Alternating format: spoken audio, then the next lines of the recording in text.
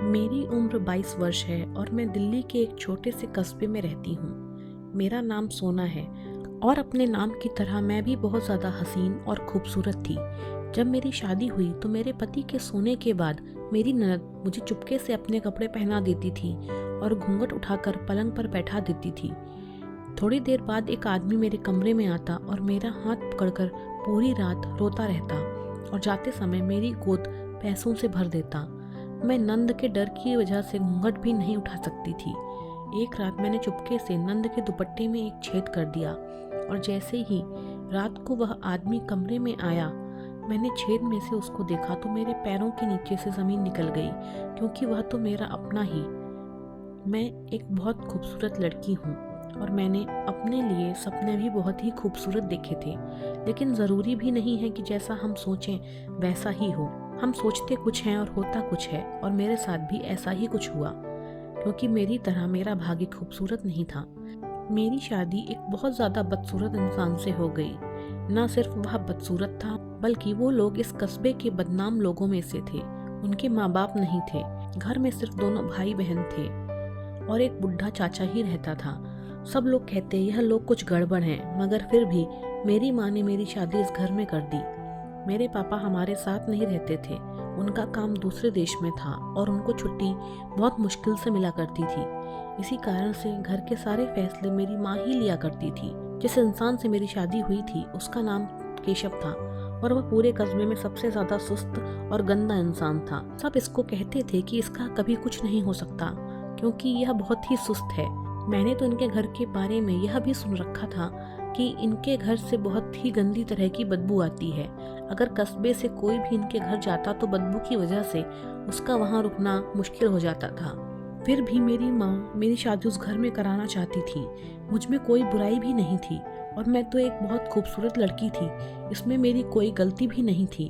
अगर मैं बेवा या तलाकशुदा होती तो तब भी ठीक था कि मजबूरी में मेरी ऐसे घर में शादी करनी पड़ी, लेकिन मेरे साथ तो ऐसी कोई परेशानी नहीं थी। मैं और लड़कियों से ज़्यादा खूबसूरत और हसीन थी, पढ़ी लिखी भी थी, जबकि हमारे खानदान में 5वीं कक्षा के बाद लड़कियों को पढ़ाया नहीं जाता था।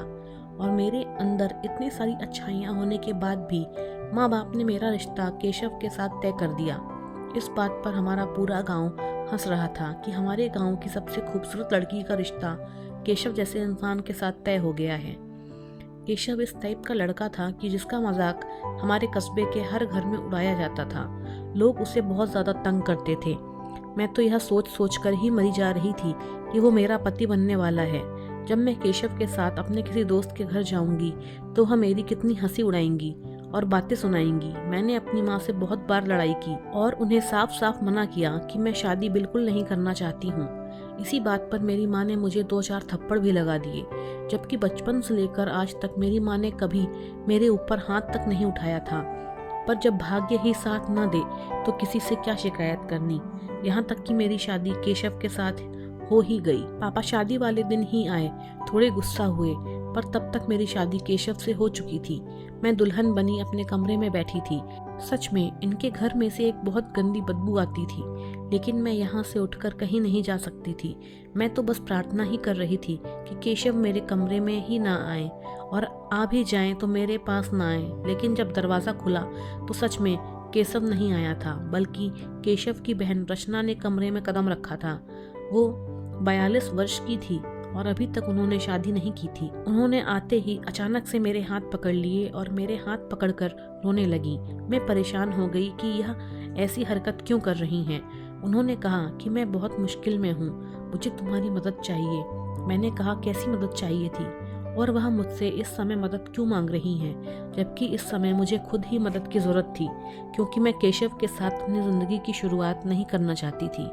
इसने मुझसे कहा कि भाभी, मैं बहुत बड़ी मुश्किल में हूँ, मैं जैसा कहती हूँ आप वैसा ही करती जाइए। इसके बाद आप जैसा कहेंगी मैं वैसा ही करूँगी। नंद की इस बात ने मुझे सोचने पर मजबूर कर दिया। मैंने उससे पूछा कि तुम मुझसे क्या करवाना चाहती हो, मुझे बताओ कि तुम्हें मुझसे क्या काम है। उसने मुझसे कहा कि मैं पूरी बात तुम्हें शुरू से बताऊंगी, अभी तुम बताओ मैं इस समय तुम्हारे लिए क्या कर सकती हूँ। जब मेरी नंद ने मुझसे पूछा, उसने मुझसे कहा कि मैं पूरी बात तुम्हें शुरू से बताऊंगी, अभी तुम बताओ कि मैं इस समय तुम्हारे लिए क्या कर सकती हूँ। जब मेरी नंद ने मुझसे पूछा तो मैंने उससे साफ साफ कह दिया कि अपने भाई को आज कमरे में ना आने देना, मेरे सिर में बहुत दर्द है। मेरी इस बात पर उसने मुझे नज़र उठाकर देखा और फिर कहा कि ठीक है दुल्हन, वैसे भी शादी के दिन बहुत ज़्यादा थक जाती हैं। मेरी नंद ने न जाने किस तरह पर केशव को कमरे में न आने दिया। मैं आराम से सो गई। सुबह को नहा धोकर उठी। मेरे दिल में यही इरादा था कि अच्छे से इस घर की साफ सफाई करूंगी, पता लगाऊंगी कि यह बदबू कहाँ से आ रही है। अगला दिन भी निकल गया। मैं कुछ दिन में अपने माँ बाप के घर रहकर आई और कुछ समय अपने कमरे को साफ करने में निकाल दिया। मुझे रचना ने मना किया कि अभी अभी शादी हुई है, तुम काम मत करो, पर मेरा कहना था कि मैं इस बदबू में नहीं बैठ सकती। जब मैंने बदबू का नाम लिया तो इसके बाद रचना ने और कोई बात नहीं की। रात हो गई और जब केशव सो गया तो मेरी नंद ने मेरे कमरे की खिड़की खटखटाई। पहले तो मुझे लगा कि पता नहीं कौन है, कहाँ से आवाज़ आ रही है, इसलिए मैंने ध्यान नहीं दिया। पर जब खटखटाने की आवाज़ में तेजी आई तो मैंने दरवाजे पर देखा, वहाँ कोई नहीं था। वापस आकर पलंग पर सो गई। जब दोबारा से आवाज़ आई तो मैंने ध्यान से सुना कि आवाज़ किस तरफ से आ रही है। जैसे ही मैंने खिड़की खोली तो मेरी नंद वहाँ पर खड़ी थी।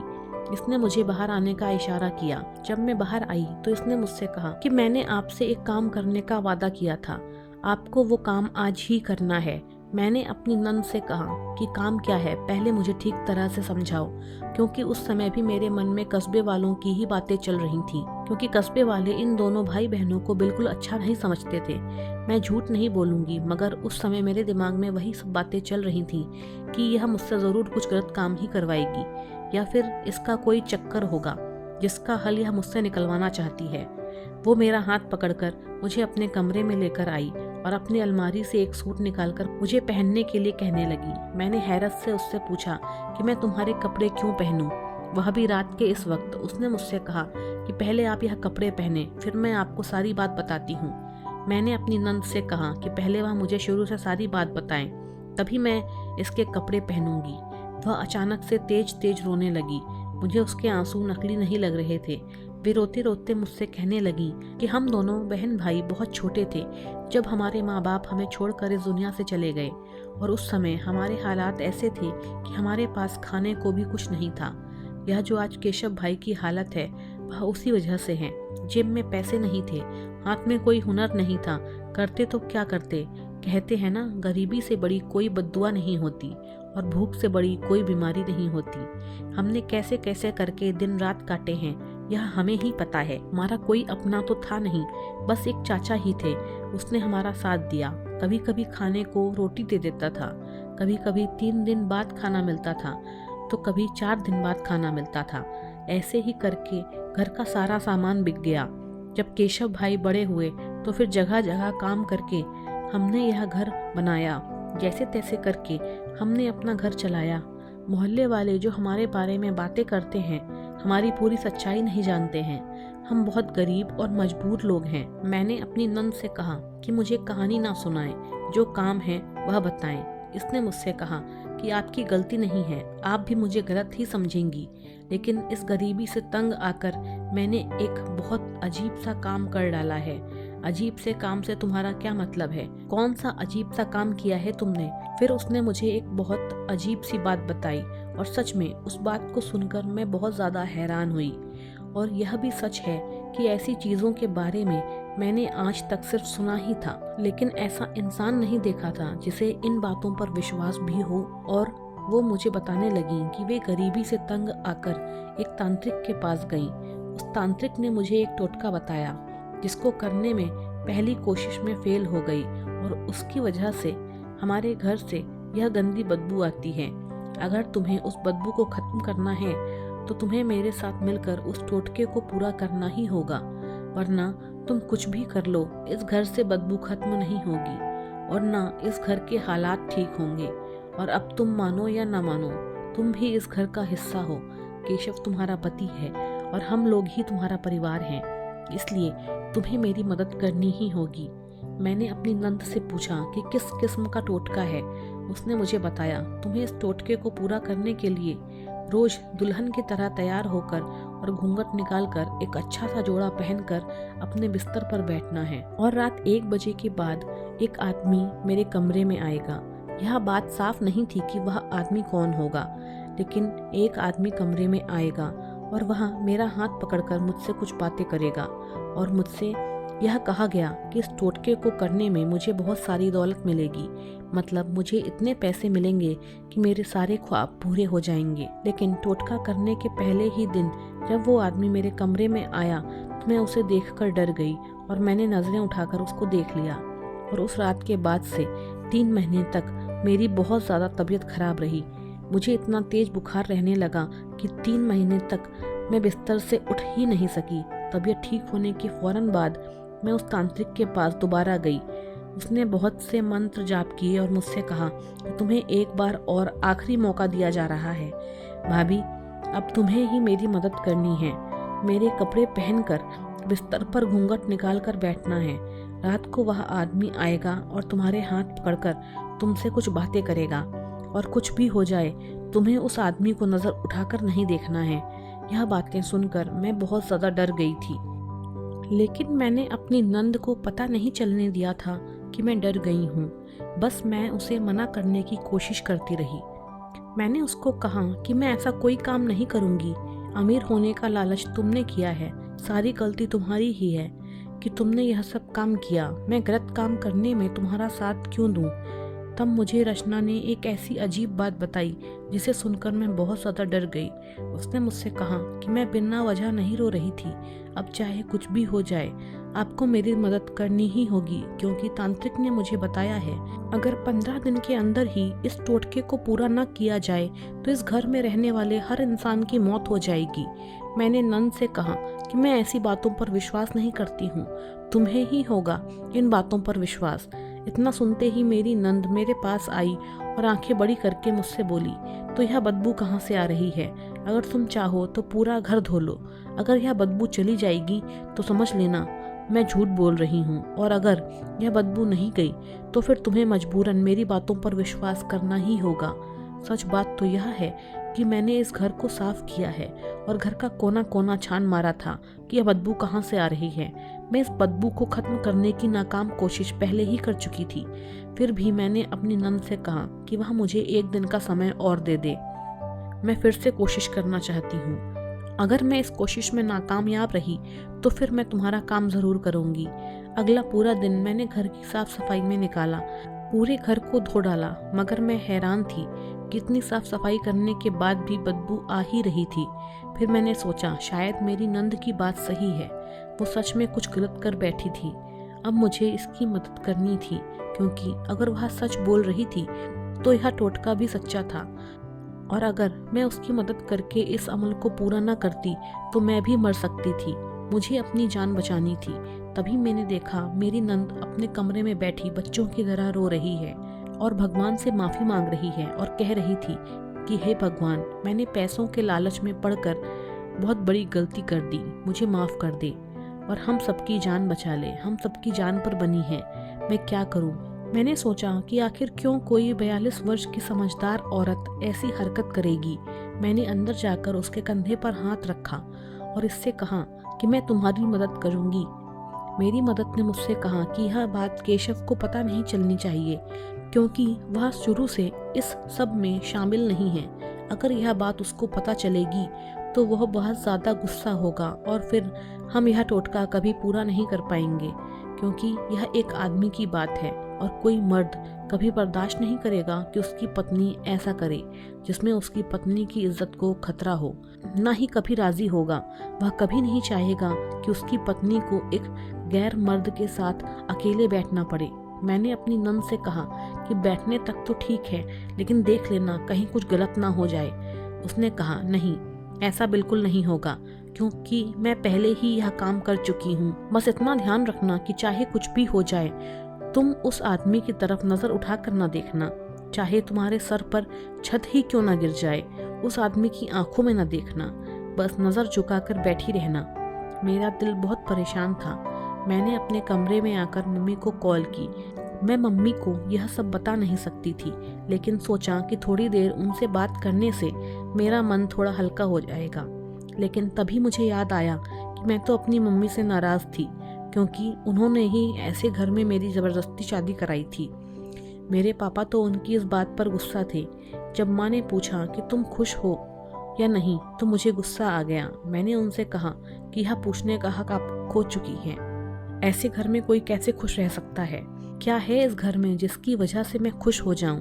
मेरी मम्मी ने मुझसे कहा कि जिंदगी की सारी खुशियां पैसे से ही खरीदी जा सकती हैं। तुम्हारे पास पैसे आ जाएंगे तो तुम भी बहुत खुश रहोगी। मैंने मम्मी से कहा कि मेरे पास पैसे कहाँ से आएंगे? मेरे पति का तो ऐसा काम है कि आज है कल नहीं। मेरी मम्मी मुझे तसल्ली देने लगी। उन्होंने मुझसे कहा कि देखना, बहुत जल्द सब कुछ ठीक हो जाएगा। तुम गाड़ियों में घूमा करोगी, तुम्हारा भी बड़ा घर होगा। मेरी मम्मी मुझे ऐसे ख्वाब दिखा रही थी जैसे सब कुछ मुझे वही खरीद कर देने वाली हूँ। मैं अपनी परेशानियों में लगी थी, इसलिए मैंने मम्मी की बातों पर ध्यान नहीं दिया। मैं बहुत डरी हुई थी, लेकिन मेरी मजबूरी थी कि मुझे यह काम करना ही था। रात को जब केशव सो गए तो मैं अपनी नंद के कमरे में आ गई और नंद के कपड़े पहनकर अच्छे से दुल्हन की तरह तैयार हो गई और नंद के पलंग पर बैठ गई। उसने मुझे ऐसा घूंघट करा दिया जिसमें से हल्का सा भी दिखाई नहीं देता था। वह घूंघट बहुत मोटे कपड़े का था और मेरी नंद खुद कमरे से बाहर चली गई। उसने मुझसे कहा था कि वह मेरे पास ही रहेंगी। थोड़ी देर बाद में नंद के कमरे का पीछे की तरफ वाला दरवाजा खुला, जिसका रास्ता गली में निकलता था। वहां से एक आदमी अंदर आया और मेरे पास आकर बैठ गया। मैं बुरी तरह डरी हुई थी कि न जाने क्या होने वाला है। मेरा पति जैसा भी हो, लेकिन मेरा अपना पति था और मैं इसके साथ धोखा कर रही थी। उस आदमी ने मेरा हाथ पकड़ा और बच्चों की तरह रोने लगा। वह कुछ बोल नहीं रहा था। थोड़ी देर बाद मुझे एहसास हुआ कि वह हल्के हल्के कुछ बड़बड़ा रहा था। वह बहुत हल्के बोल रहा था कि मुझे कुछ सुनाई नहीं दे रहा था। उसके शब्द ही ऐसे थे कि मैं कुछ समझ नहीं पा रही थी। जब मैंने उसकी आवाज़ पर ध्यान दिया तो वह बोल रहा था कि उसे बचा लो, मैं बहुत परेशान हूँ, मेरी परेशानी दूर कर दो, मैं जो चाहता हूँ मुझे मिल जाए। वह काफ़ी देर मेरा हाथ पकड़कर बैठा रहा और जब तक वह आदमी मेरे कमरे में रहा, मेरा दिल अपने काबू में ना था। मेरी धड़कन बहुत तेज चल रही थी। थोड़ी देर बाद वह आदमी जैसे आया था वैसे ही चला गया। उसके जाने के बाद जब मैंने घूंघट ऊपर करके देखा तो मेरी झोली में देखा तो मेरी आंखें फटी की फटी रह गईं। इसमें बहुत से नोट पड़े थे। यह जरूर वही आदमी रख कर गया होगा। मेरी नंद ने मुझसे कहा कि यह जरूर वही आदमी रख कर गया होगा। मेरी नंद ने मुझसे कहा कि देखो इन पैसों को, इतने पैसे हम पूरा महीना मेहनत करके भी नहीं कमा सकते थे। मैंने कहा था ना कि सब ठीक हो जाएगा। देखा, कुछ भी नहीं हुआ। हमें बस कुछ दिन और यह करना होगा। मैंने भी हाँ कर दी और कहा कि ठीक है, मैं यह काम करूंगी। अब तो यह रोज का ही हो गया था।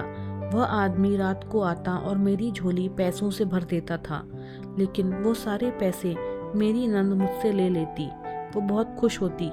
मैं बार बार उससे पूछती थी कि अब तो हमें इस टोटके को करते हुए बहुत दिन हो गए हैं, कब तक यही करना होगा? उसने कहा थोड़े दिन और करना होगा। रोज रोज ऐसा करते करते अब मेरे दिल में एक तरह का शक पैदा होने लगा था कि यह आदमी कौन है। मेरी नंद मुझे रोज ही एक सूट पहनाती। मैंने अपनी नंद के दुपट्टे में एक छेद कर दिया कि मैं उसके पार से उस आदमी का चेहरा देख सकूं। मैं पलंग पर बैठी थी। वह आदमी आया और मेरे हाथ पकड़कर रोने लगा। मैंने आज हिम्मत करके उस शख्स का चेहरा देखने की ठान ली थी, जबकि ऐसा करने के लिए मेरी नंद ने मुझे साफ साफ मना कर दिया था। लेकिन अपने दिल में पैदा हुए शक के कारण मुझे आज उसका चेहरा देखना ही था कि मेरी नंद मुझे पागल बना रही है। मैंने जैसे ही उस आदमी का चेहरा देखा तो मेरे पैरों के नीचे से ज़मीन निकल गई, क्योंकि वह आदमी कोई और नहीं, मेरा अपना बाप था। मैंने झटके से अपना घूंघट उठाया और मुझे देखकर मेरे बाप की भी हवाइयाँ उड़ गईं। मैंने उससे पूछा कि आप यहाँ क्या कर रहे हैं? मेरे पापा मुझे जवाब देने के बजाय थर थर कांपने लगे और तेजी से वहाँ से भाग गए। मैं बहुत परेशान हुई और उनको आवाज़ देती रही, लेकिन फिर भी उन्होंने पीछे मुड़कर नहीं देखा।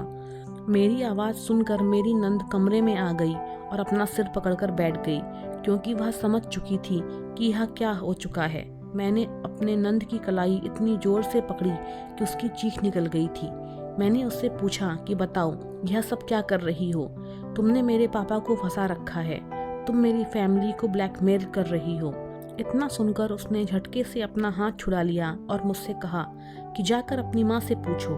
मैंने अगले दिन मम्मी के घर जाने का फैसला किया, क्योंकि रात बहुत हो चुकी थी। वह रात मैंने कैसे काटी मुझे ही पता है। और अगली सुबह मैं मम्मी के घर पहुंच गई और उन्हें सब कुछ बता दिया। मम्मी भी मेरी नंद की तरह अपना सर पकड़कर बैठ गईं और उन्होंने मुझसे कहा कि तुम्हारा बाप जितना सीधा दिखता है उतना है नहीं।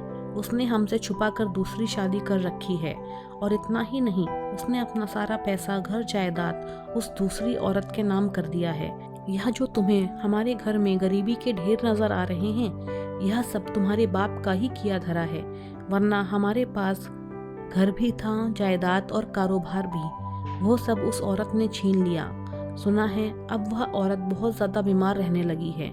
तुम्हारा बाप उसके पीछे इतना पागल है कि उसके चक्कर में शहर के बड़े बड़े डॉक्टरों के चक्कर लगा रहा है।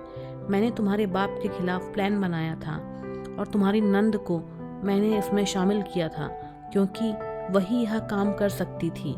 मोहल्ले की औरतें या मेरी अपनी कोई रिश्तेदार इस काम में मेरा कभी साथ नहीं देती। हमने उसे कहा कि उसे कुछ दिन तक एक कमरे में भेजा जाएगा जहां एक औरत घूंघट करके बैठी होगी। उसे अपना हाथ पकड़कर अपनी सारी परेशानियां बतानी हैं और फिर उपहार के तौर पर उसे कुछ पैसे देने हैं। तुम्हारे बाप ने अपना सारा कुछ उस औरत पर लुटा दिया। अब इस पर हमारा भी कुछ रखे कि हम उसे वापस लेने की कोशिश कर रहे हैं। लेकिन तुम्हारी नंद बहुत चालाक निकली। जब वह मेरी साथी बन गई तो उसने मुझसे तुम्हारा रिश्ता अपने भाई केशव के लिए मांग लिया। मैं बुरी तरह फंस चुकी थी। अगर मैं उसको इनकार कर देती तो वह तुम्हारे बाप को बता देती, और ऐसा करने से तुम्हारा बाप मुझे तलाक दे देता। मुझे मजबूर होकर तुम्हारा रिश्ता उसके भाई के साथ करना पड़ा। लेकिन यह कैसे हो सकता है? पापा जानते हैं कि मेरी शादी उस घर में हुई है। वह मेरी शादी के दिन वहाँ मौजूद थे। पापा केशव को जानते हैं, इसीलिए तो तुम्हें घूंघट करके बैठना है ताकि वह तुम्हें पहचान न सकें। तुम्हें बैठाने का मकसद यही था, क्योंकि हमने तुम्हारे बाप से कहा था कि वह एक नौजवान लड़की बैठी होगी, और तुम्हारी नंद तो जवान ही नहीं है। तुम्हारा बाप तुम्हारे घर में पीछे वाले दरवाजे से आता था, और आज तक तुम्हारे बाप ने तुम्हारा घर तो देखा ही नहीं है। वो तो आया ही शादी के बाद था। उसको सिर्फ एक औरत की फिक्र है, हमारी नहीं। अगर हम तुम्हें इन बातों की बारीकी बताते भी तो तुम हमारी मदद को कभी राजी ना होती। मम्मी, आप बिल्कुल ठीक कह रही हैं। मैं अभी भी आपकी मदद नहीं करूंगी, क्योंकि वह औरत बीमार है और आप उसकी बीमारी का फ़ायदा उठा रही हैं। मैं पापा को सब कुछ बता दूंगी। लेकिन उस दिन के बाद से पापा मेरे सामने आने से हिचकिचा रहे थे। पापा सब जान चुके थे। 2 दिन बाद पापा घर आए। मैं उस दिन घर पर ही थी। वह बहुत उदास लग रहे थे। पापा ने कहा कि मेरे पास जो कुछ है वह सब तुम लोग ले लो, क्योंकि वह औरत मर चुकी थी जो उनकी दूसरी बीवी थी। पापा ने अपना सब कुछ हमारे नाम तो कर दिया, लेकिन उस दिन के बाद से हमें छोड़कर पता नहीं कहाँ चले गए। उनके पास मोबाइल भी नहीं था और हमें उनका पता भी नहीं था।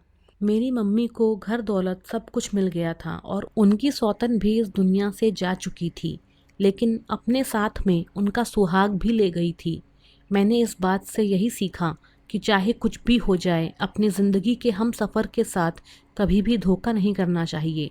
जिसे भगवान ने हमारे लिए चुना है उसे हमें कबूल कर लेना चाहिए, क्योंकि भगवान का फैसला कभी गलत हो ही नहीं सकता। मैंने केशव को दिल से कबूल कर लिया और केशव से कहा कि हमारी नंद की भी शादी करवा देनी चाहिए। उनके लिए भी एक अच्छा रिश्ता मिल गया और वह भी शादी करके अपने घर की हो गई।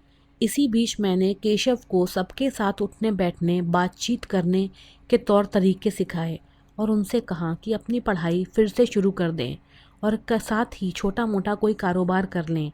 ऐसा करने में मुझे बहुत समय लग गया, लेकिन कोशिश करते करते मैं अपनी ज़िंदगी की गाड़ी पटरी पर ले ही आई और अब मैं अपनी ज़िंदगी में बहुत खुश हूँ।